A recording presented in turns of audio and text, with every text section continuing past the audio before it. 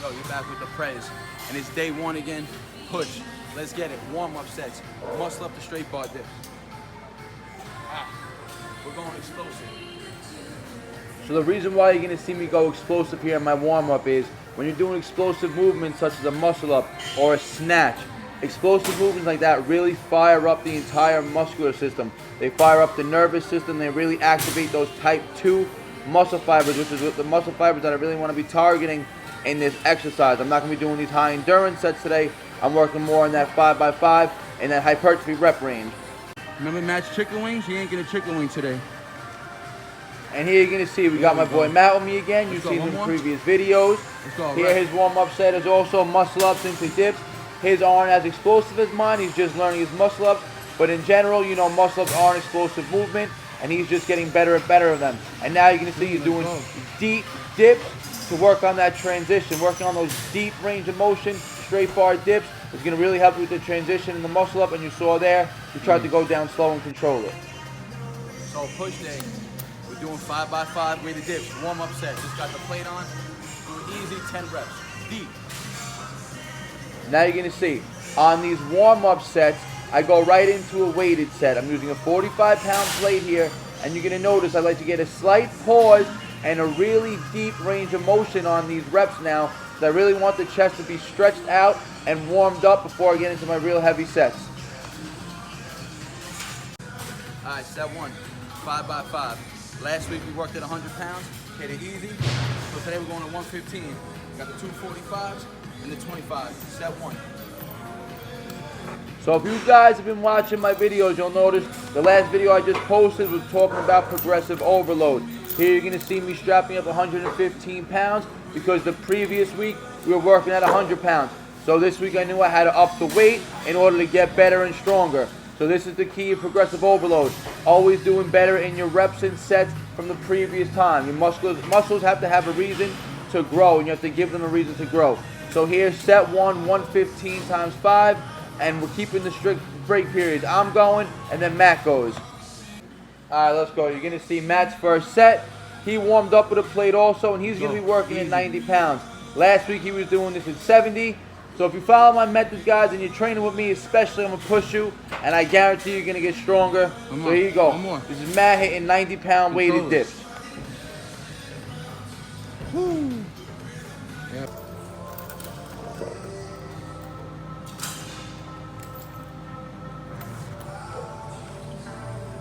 Let's go. Set two, 115.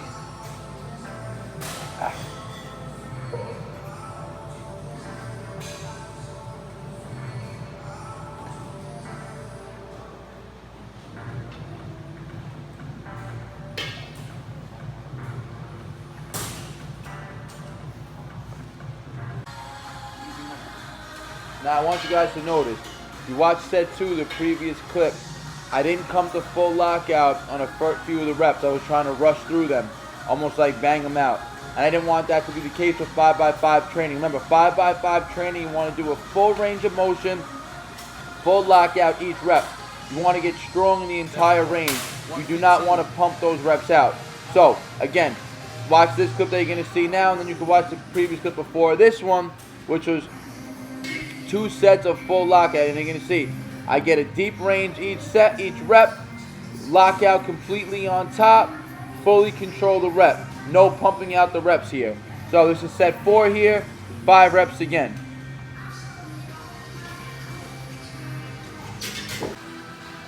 Yo, set 5, last set, best set. We're gonna pause every rep. Let me know how much I own the weight. Alright, so you heard it. Pause reps on the 5th set. So often when I'm doing 5x5 training, you'll see me do pause reps on the 5th set. If I'm feeling I'm really easy with the weight, or not easy, if I feel like I can really control the weight, and just to make sure I'm ready to move up in the following week to come, I'll do pause reps on the 5th set, so I really know that I own this weight and I'm ready to move on. Easy money, 115, done.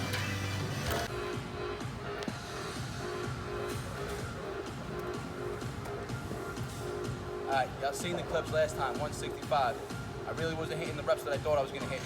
This is set 1, right after the 5x5. Let's get it. Alright, here we go. Moving on to bench press. Remember, this is a weaker move of mine. So in the previous week, you guys saw I posted a video when I was hitting my body weight sets. I have this at 165. I weigh 161, so we rounded it up to 165. On my first set, I only caused 6 reps. So my goal here was to catch more than 6 reps, and I catch 8, which again, that's proving that I'm getting stronger in this movement, progressive overload, and I'm going to show you guys the tracking in my app and everything. You'll see all 3 sets from last week and all 3 sets from this week, how I did better.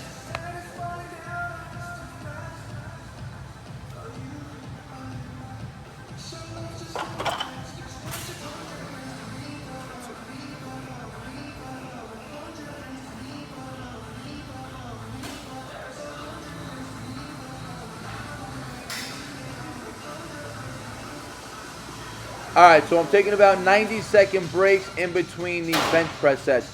The only rest I'm taking is Matt's set, and we're switching the weights. He's hitting his sets at 185, his body weight, and then we're switching the weights back to my weight. So those are the rest periods we're both taking.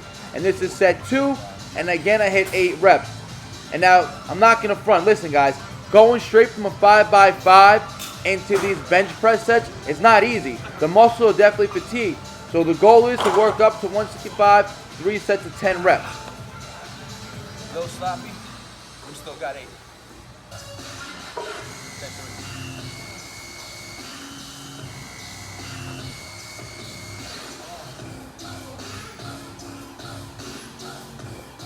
3. Alright, here we go. Set 3, 165. Sets 1 and set 2, I was able to hit 8 reps, which was already way better than I did in the previous week's attempts at this exercise.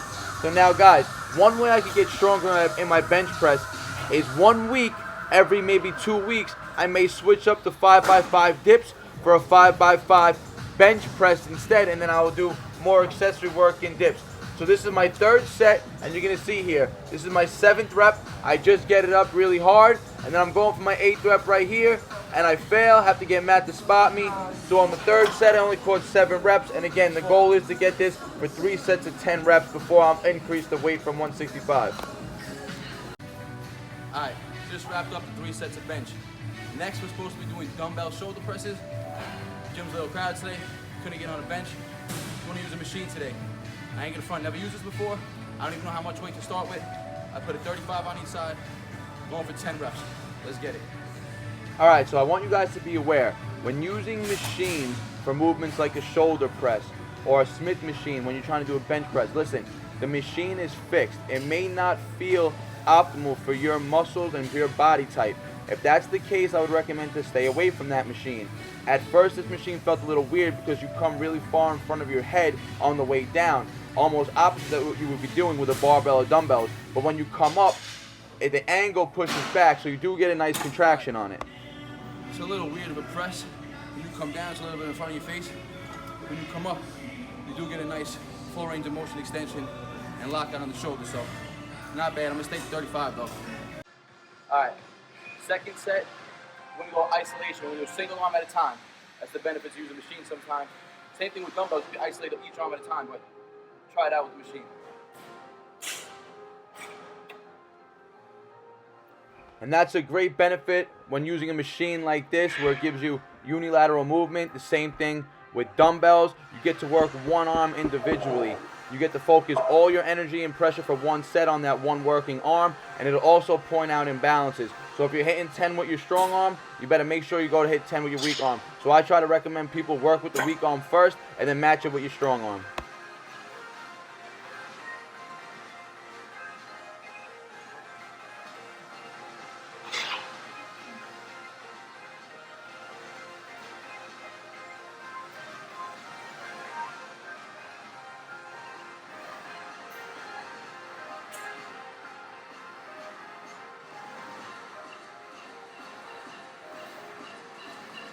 And clearly you can see, struggling a little more on the left, so it's good to do these single arm movements, work on your imbalances.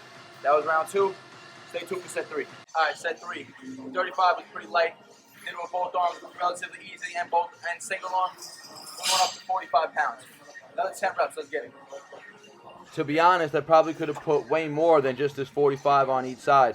The presses were relatively easy, and I felt smooth doing it. The reason why I stayed at the 45 is because, like I said, the come down is a little awkward, but you do get a nice contraction on the way up. So I was really trying to focus on controlling the eccentric down, feeling that stretch forward, and then on the way up getting a nice lockout, nice pump in the shoulders.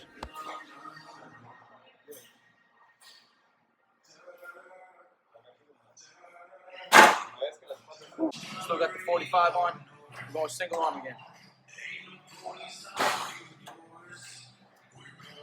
If you're wondering why I'm pressing with my right arm first, even though I said my left felt a little weaker, remember, my right arm is the one with the elbow injury. The pressing movement like this, I feel it in the elbow. That's why I'm working with the right first, because I know whatever I get with the right, even if I have to struggle more with the left, I'm going to still hit the reps.